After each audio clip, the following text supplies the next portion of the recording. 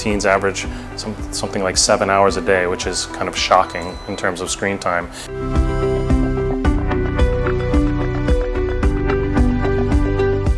Young people who spend 7 or more hours a day on screens, not including anything related to schoolwork, were 2 times more likely to have anxiety or depression.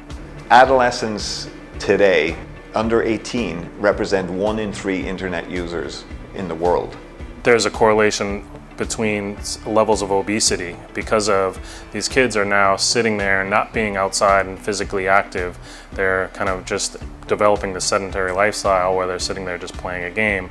Students can become unproductive because of the just access in terms of screen time and gaming and staying up late. We have irregular sleep schedules because they're online constantly.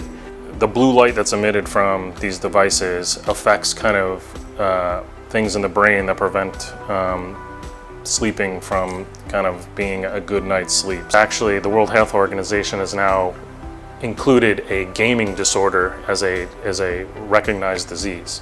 Gaming is now considered an addiction. It can get pretty rough. The pressures of social media on teens are, immense because they're on social media a lot and they see a curated view of their peers and they don't see what's really going on beneath the surface.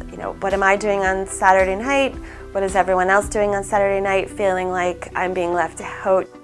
Kids need reminders, just like adults need reminders, that what people put on social media, it's curated. And they're constantly kind of checking their phone to see how many times people have liked it, who's commented now, and when they're looking for that positive validation, they could get this negative content and it could kind of steamroll. My parents have always warned me and my siblings about social media accounts and the dangers of social media. The biggest challenge for both students and parents is just accessibility. Like it's omnipresent. With the kind of increased accessibility to information and tools and resources and all that stuff, there's a bunch of kind of, I don't know if I'd say downfalls, but things to watch out for and to be careful with. You want to see if there's been a change in behavior, negative behavior around the house, negative behavior at school.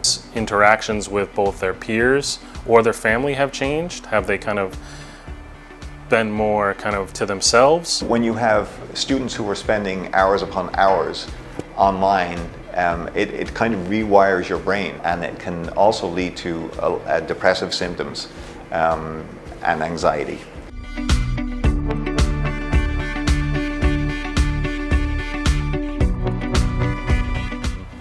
Physical issues can include like eye irritation, back and neck pain from always being down looking at a phone.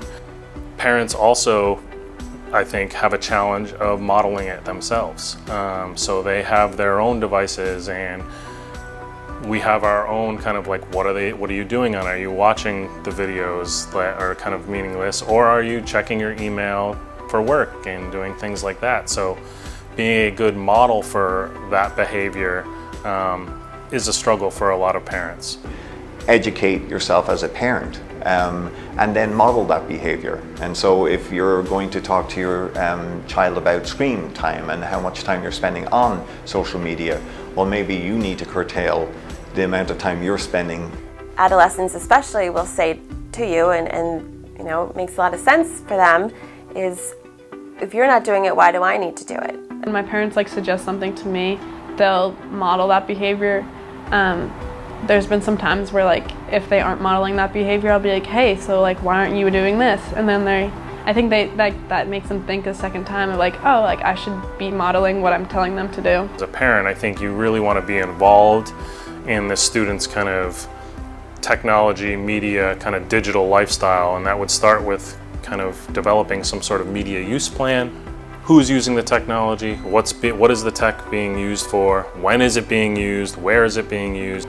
Setting rules, setting expectations, again, is showing your kids how much you value them, how much I expect that you can do this, and I know you can do it, and so that's why I'm putting these rules in place, because I want you to be safe, I want you to learn responsibility, and I want to be able to know what you're doing and make sure, and keep tabs on all that, but at the same time, I'm allowing you freedoms as long as you do adhere to these rules. Playing video games, no, that's done at 10:30. If those weren't enforced, then me or my brother would stay up till about an unknown amount of time. Having rules definitely works. I think it's good to have a little bit of structure. There should definitely be time and spaces in your house and life that's kind of tech-free. You know, hopefully meal times anywhere are tech-free. Hopefully there's some time before bed that's kind of tech-free. After a certain time, you know, we're all putting our phones aside. In my house, we have the rule no phones at the dinner table because we all like to talk to each other. We talk to each other about our days and just things that are coming up, things that might have happened at school, things that might have happened at work, things like that. So whenever we have dinner together or we're on some sort of vacation or something, they make sure that we're all present. Talk to your child about what they're doing online. Watch what they're doing online with them.